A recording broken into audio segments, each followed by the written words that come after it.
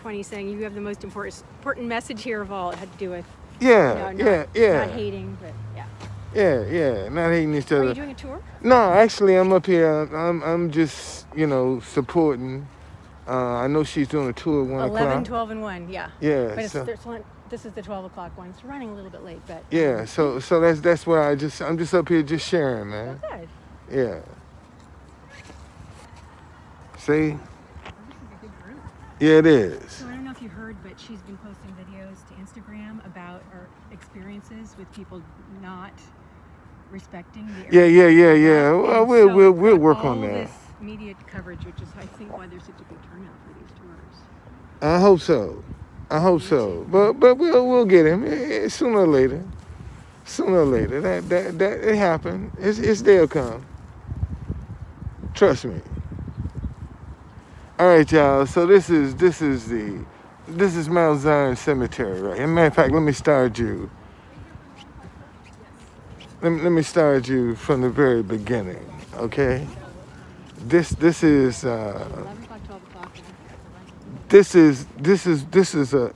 This place right here actually was a stop on the Underground Railroad. Okay, this is where runaway slaves would come and hide.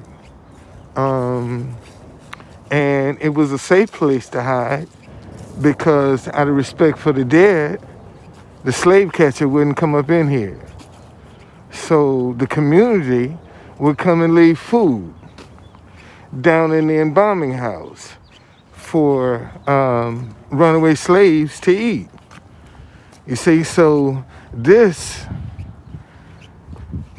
right here, they have a redevelopment, but this is Mount Zion Cemetery right here. Okay, see, this is what I try to offer on my tour. I try to get you out of the monument box and bring you to places like this. Something that's a little bit more tangible. For you to be able to see and to touch and to feel. I mean, I'm telling y'all, man, sooner or later this Black history is gonna take off. I'm telling y'all. Because this stuff, it is right now, listen to me, people. Listen to me. Right now, Black history is the one thing that, this cemetery, man, this ain't no park. What are you talking about? This is cemetery. See that sign behind me, Mount Zion Cemetery? This ain't no park. This is a cemetery. They use it as a dog park. But they actually standing on graves right now, man. Okay? This is a cemetery. Okay? This is not a park. So don't get it twisted. All right? People treat it like it's a park, but it's a cemetery.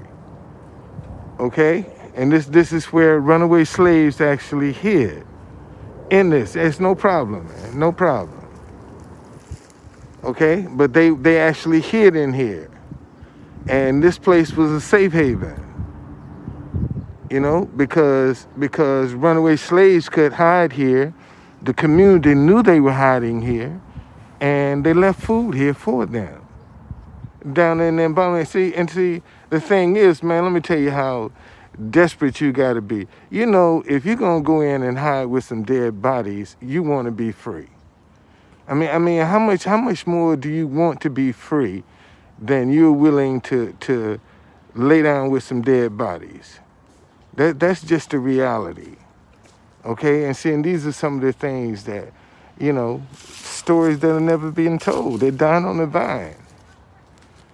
A lot of this history right here is just dying on the vine, man.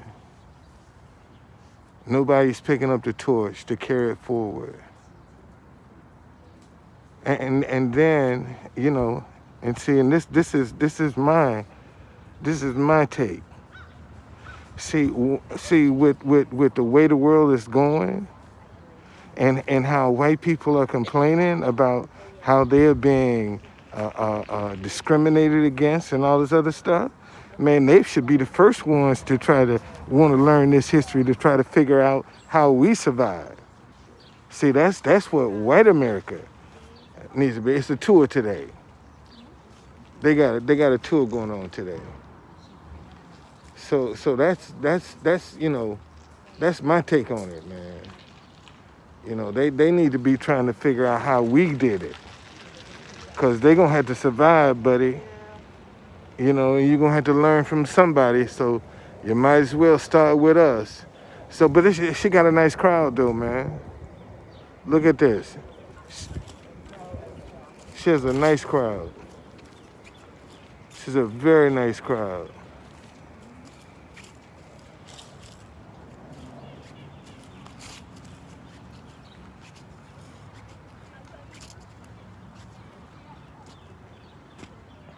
See, this is how you expand your knowledge, man. Take what you know and get what somebody else know and join them together. See, that's how you expand. That's how you grow. Take time, man. Find out what somebody else is saying, what their story is. Like I said, my tour comes here during the day.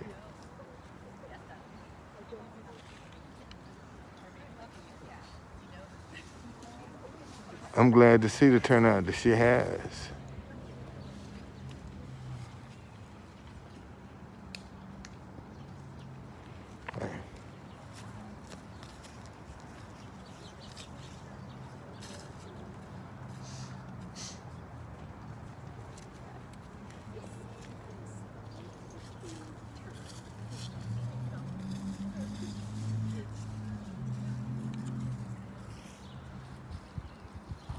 Yeah, there's a tour today.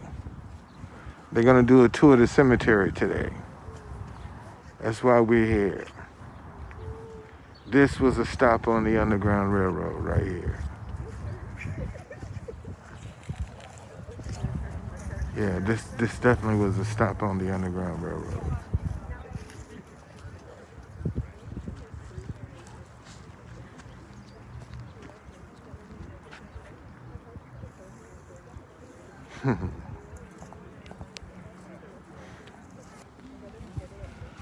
Happy New Year, Lou.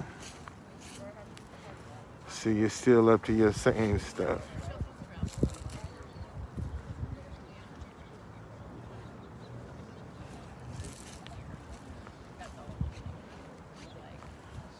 Let you educate yourself, man. So down here, see, down here, right between this cemetery and that one, there was a very old, it was like a brick road initially. But if you go down there, there's an area right between the bridge and the trail that goes up to that.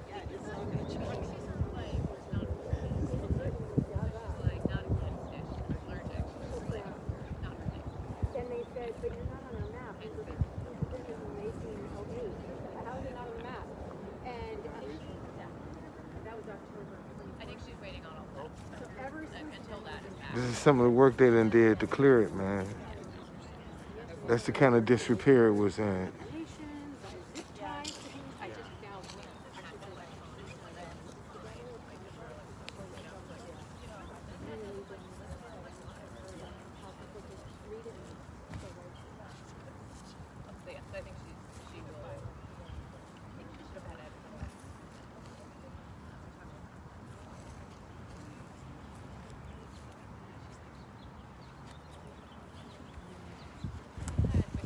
So literally,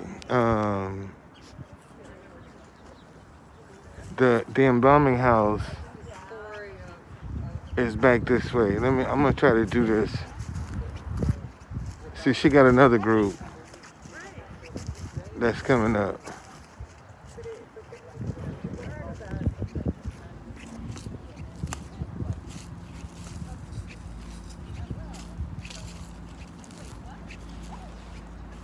She has a nice crowd today.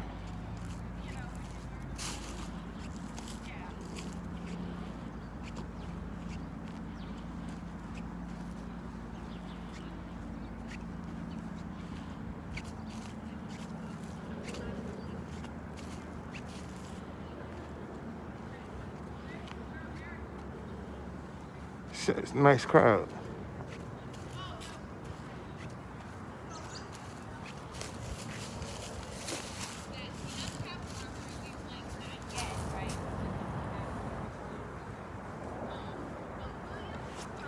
She's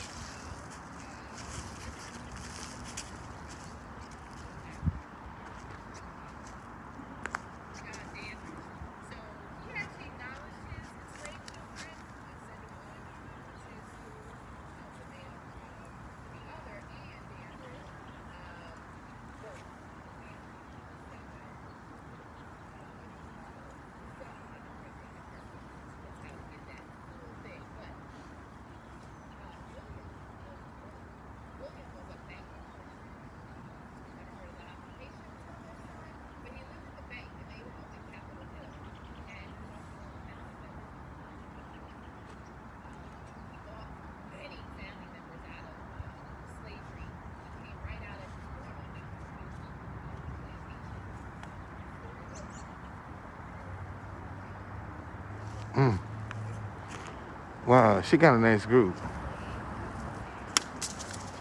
William Costin was Martha Washington's grandson and nephew. Um, he had Bell School on Capitol Hill.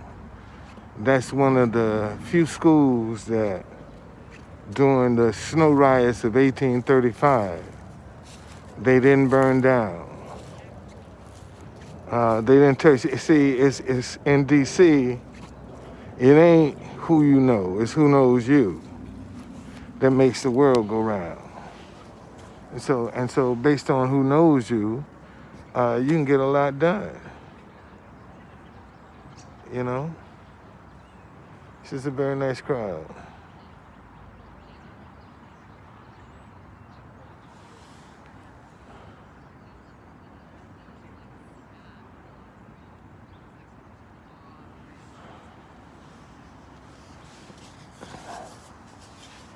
At least the cemetery is getting some exposure. I was sitting right here on this bench, and I had an encounter with a lady walking her dog up through here. So it's been a problem. You know, it's just, they don't want to have any respect, none whatsoever, for the place.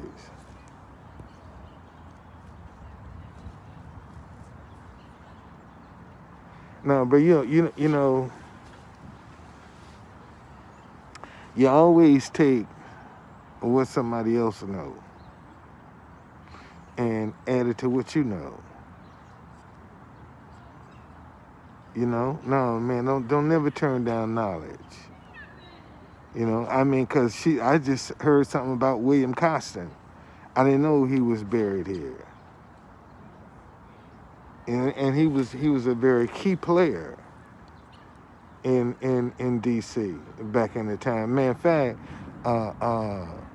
Francis Scott Key called him a very honorable man. William Costin. So, and he had a business when you weren't allowed. See, there's a time in D.C. when we can only hack. Only thing we could do was drive a cab. That's all that was available. They wouldn't let you do anything else. You see, and that's why they call them. We drove the Hackney coach. That's why they call them hackers. That's where it comes from, the Hackney coach. And if you notice, a lot of the older professional black men and women, if they came out of a family home, their father was a taxi driver. 9 times out of 10 on the side. That was the side hustle. You see, being a cab driver was the side hustle. You know, with your job with benefits. And that's how people made it, man. You know, that's how they made it.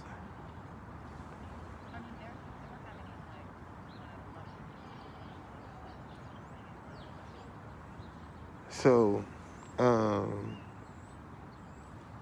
man, I'm excited to see the crowd.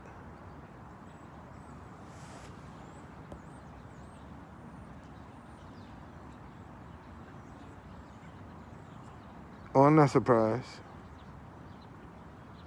That doesn't surprise me. It doesn't surprise me at all. I'm not surprised. Any kind of statistics that you come up with, DC, wouldn't surprise me at all. I wouldn't be surprised for real.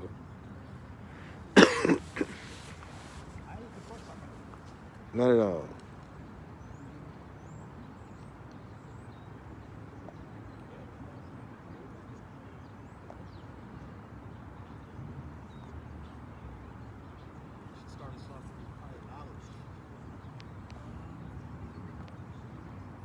So, but I'm excited to see people wanting to learn the history, though, man. That's encouraging. I mean, look at the people that look around, that really want to learn the history. You know, and it's all so complicated. It is, you know, it's see here's the fascinating thing about Black history. As complex as it is, it's all related, yet it's separate. If that make any sense. Like the people in Georgetown didn't associate with the people in Southeast or Northwest or some parts of Southwest. You see, everybody had their own little clique, but yet they were all related. They were all under the same penalty, but they all had their own little cliques about how they survived and how they moved and what they did. And you'll find that that's what you find today. Everybody got their own little clique, man. Believe it or not, man, everybody got their own little clique. You see, and you know, and it's do you fit in? You either fit in or you don't fit in. And if you don't fit in, they'll ostracize you, and they'll demonize you and cancel you. But if you fit in, they'll embrace you, make you a millionaire overnight. For real, that's real talk. And see, and that's one of the reasons people are embracing these far right ideas is because they're becoming millionaires overnight. Yeah, they are. They are. They are.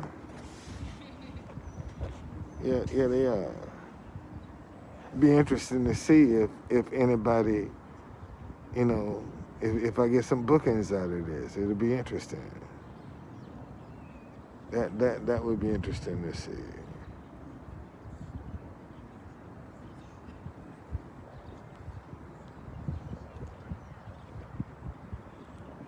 But I tell you what, I'm gonna go get my charger and my cord, and I'm gonna come back.